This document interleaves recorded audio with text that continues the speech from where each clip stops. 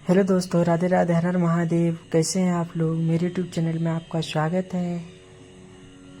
आज मैं आपको सुनाने जा रहा हूँ श्रावण मास महात्म अध्याय 12। इस अध्याय में पढ़िए स्वर्ण गौरी व्रत का वर्णन तथा व्रत कथा। ईश्वर बोले, हे ब्रह्मपुत्र, अब मैं स्वर्ण गौरी का शुभ व्रत कहूँगा। यह व्रत श्रावण मास में शुक्ल पक्ष तृतीया तिथि को होता है।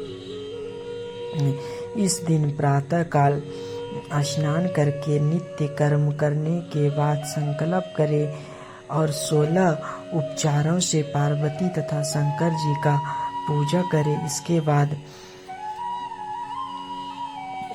बाद भगवान शिव से प्रार्थना करे, हे देव देव आइए, हे जगतपते, मैं आपसे प्रार्थना करता हूँ, हे सुरसत्तम, मेरे द्वारा की गई पूजा को आप स्वीकार करें। इस दिन भवानी पार्वती की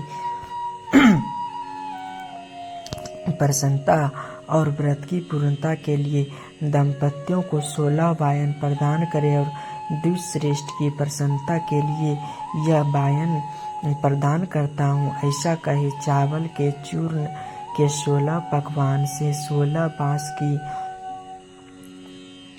टोकरियां को भरकर तथा उन्हें वस्त्र आदि से युक्त करें और पुनः 16 द्विज दंपतियों को बुलाकर इस प्रकार कहते हुए प्रदान करें, व्रत की संपूर्णता के लिए मैं ब्राह्मणों को यह प्रदान कर रहा हूँ। मेरे कार्य की समृद्धि के लिए सुंदर अलंकारों से विभूषित तथा पतिव्रत्य से सुशोभित ये शोभा मई सुहागिन स्त्रियों इन्हें ग्रहण करें। इस प्रकार 16 वर्ष तक अथवा 8 वर्ष या 4 वर्ष या 1 वर्ष इस व्रत को करके शीघ्र ही इसका उद्यापन कर देना चाहिए। पूजा के अंत तर कथा का श्रवण करके वाचक की विधिवत पूजा करनी चाहिए। सनत कुमार बोले, हे प्रभु, इस व्रत को सर्वप्रथम किसने किया? इसका महात्म कैसा है और इसका उद्यापन किस प्रकार किस विधि से करनी चाहिए, वह सब आप मुझे बताएं। ईश्वर बोले, हे सनत कुमार, हे महाभाग, आपने उत्तम बात पूछी है। अब मैं आपके समक्ष मनुष्यों को सभी संपदा प्रदान करने वाले स्वर्ण गौरी नामक व्रत का वर्णन करता हूँ। पूर्व काल में सरस्वती नदी के तट पर सुबीला नामक विशाल पुरी थी। उसी नगर में कुबेर के समान चंद्र पर्व नामक एक राजा था। उस राजा की रूप लावण्य से संपन्न, सौंदर्य तथा मंद मुस्कान से युक्त और कोमल के समान नेत्र वाली महादेवी और विशाला नामक 2 भार्याएं थी। उन दोनों में ज्येष्ठ महादेवी नामक भार्या राजा को अधिक प्रिय थी। आखेट करने में आसक्त मन वाले वे राजा किसी समय वन में गए और सिंह, श्रादुलों, शुक्रों, वन्य भैंसों तथा हाथी को मारकर प्यास से आकुल होकर उस घोर वन में इधर उधर भ्रमण करते रहे। राजा ने उस वन में चकवा, चकवी तथा बत्तकों से युक्त, भंवरों तथा पीकों से सम्मिलित और विकसित मल्लिका, चमेली, कुमुद तथा कमल से सुशोभित अप्सराओं का एक सुंदर सरोवर देखा। उस सरोवर के तट पर आकर उसका जल पीकर राजा ने भक्ति पूर्वक गौरी का पूजन करते हुए अप्सराओं को देखा। तब कमल के समान नेत्र वाले राजा ने उससे पूछा, आप लोग यह क्या कर रही हैं? इस पर उन सब ने कहा, हम लोग स्वर्ण गौरी नामक उत्तम व्रत कर रही हैं। यह व्रत मनुष्यों को सभी संपदाएं प्रदान करने वाला है। नृप श्रेष्ठ, आप सभी इस व्रत को कीजिए। राजा बोले, इसका विधान कैसा है और इसका फल क्या है? मुझे यह सब विस्तार पूर्वक बताएं। तब वे सारी स्त्रियां बताने लगी, हे राजन, यह स्वर्ण गौरी नामक व्रत श्रावण मास की शुक्ल पक्ष की तृतीया तिथि को किया जाता है। इस व्रत में भक्ति पूर्वक अत्यंत प्रसन्नता के साथ पार्वती तथा शिव की पूजा करनी चाहिए। पुरुष को तारों वाला एक डोरा दाहिने हाथ में बांधनी चाहिए। स्त्रियों के लिए बाएं हाथ में या गले में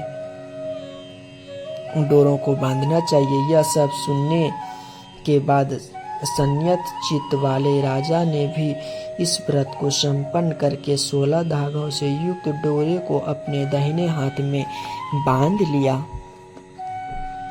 उन्होंने कहा, हे देव इसमें इस डोरे को बांधता हूँ, आप मेरे ऊपर प्रसन्न हो और मेरा कल्याण करें। इस प्रकार देवी का व्रत करके वे अपने घर आए।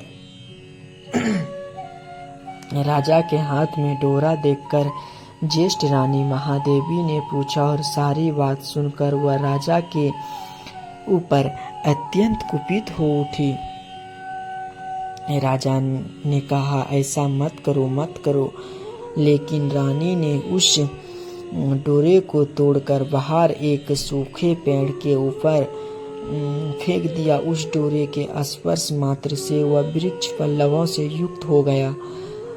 उसके बाद उसे देखकर दूसरी रानी भी आश्चर्यचकित हो उठी और उस वृक्ष पर स्थित टूटे हुए डोरे को उसने अपने बाएं हाथ में बांध लिया। उसी समय से उसके व्रत के महात्म्य से वह रानी राजा के लिए अत्यंत प्रिय हो गई। वह ज्येष्ठ रानी व्रत के अपचार के कारण राजा से त्यक्त होकर दुखित हो वन में चली गई। अपने मन में वह भगवती देवी का ध्यान करते हुए मुनियों के पवित्र आश्रम में निवास करने लगी। कहीं कहीं श्रेष्ठ मुनियों के द्वारा यह कहकर आश्रम में रहने से रोक दी जाती थी कि हे पापनी, अपनी इच्छा के अनुसार यहाँ से चली जाओ। इस प्रकार घोर वन में इधर उधर भ्रमण करती हर्ष करती वह अत्यंत क्षीण होकर एक स्थान पर बैठ गई। तब उसके ऊपर कृपा करके देवी उसके समक्ष प्रकट हो गई। उसे देखकर वह रानी भूमि पर दंडवत प्रणाम करके उसकी स्तुति करने लगी। हे माता, हे देवी, आपकी जय हो, आपको नमस्कार है। हे भक्तों को वर देने वाली, आपकी जय हो। शंकर के वाम भाग में विराजने वाली, आपकी जय हो। हे मंगल मंगले, आपकी सदा ही जय हो। तब देवी की भक्ति के द्वारा वरदान प्राप्त करके और उन गौरी की अर्चना करके उसने जो व्रत किया उसके प्रभाव से रानी के पति उसे घर ले आए। इसके बाद देवी की कृपा से उसकी सभी कामनाएं पूर्ण हो गई। राजा सभी समृद्धियों से संपन्न होकर उन दोनों के साथ पूर्ण रूप से राज्य करने लगे। अंत में राजा ने उन दोनों रानियों सहित शिवपद को प्राप्त किया। जो स्वर्ण गौरी के इस उत्तम व्रत को करता है वह मेरा तथा गौरी का अत्यंत प्रिय होता है और विपुल लक्ष्मी प्राप्त करके तथा भूलोक में शत्रु समूह को पराजित कर शिव जी के विशुद्ध लोक को जाता है। सनत कुमार, अब आप दत्तचित होकर व्रत की उद्यापन की विधि सुनिए। चंद्रमा तथा ताराबल से युक्त शुभ तिथि तथा शुभ वार में एक मंडप बनाकर उसके मध्य में अष्टदल कमल के ऊपर धान्य रखकर उस पर एक कुंभ स्थापित करे। पुनः उसके ऊपर 16 पल प्रमाण का बना हुआ एक तिल पूरी ताम्रमय पूर्ण पात्र रखे और उस पर पार्वती शंकर की 2 प्रतिमाएं स्थापित करे। शिव जी की प्रतिमा श्वेत वर्ण के 2 वस्त्रों तथा शुक्ल वर्ण से पवित्र से सुशोभित हो। उसके बाद वेदोक्त मंत्रों से विधि पूर्वक उसकी प्रतिष्ठा कर भली भांति पूजा करके रात्रि में जागरण करे। उसके अंततर प्रातः काल पूजा करने के बाद होम करे। सर्वप्रथम ग्रह होम करके प्रधान होम करे। हवन के लिए यज्ञ मिश्रित तिल घृत से परिपूर्ण से सशक्त होनी चाहिए। 1000 अथवा 100 आहुति डालनी चाहिए। उसके बाद वस्त्र अलंकार तथा गौ के द्वारा आचार्य की पूजा करनी चाहिए और वायन प्रदान करना चाहिए। इसके बाद ब्राह्मणों को भोजन करना चाहिए। साथ ही 16 दंपतियों को भी भोजन कराना चाहिए।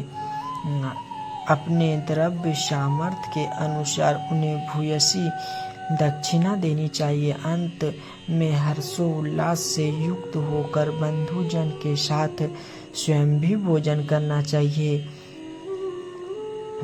इस प्रकार श्री स्कंद पुराण के अंतर्गत ईश्वर सनत कुमार संवाद में श्रावण मास महात्म्य तृतीया में स्वर्ण गौरी कथन नामक अध्याय पूर्ण हुआ। हर हर महादेव। राधे राधे दोस्तों।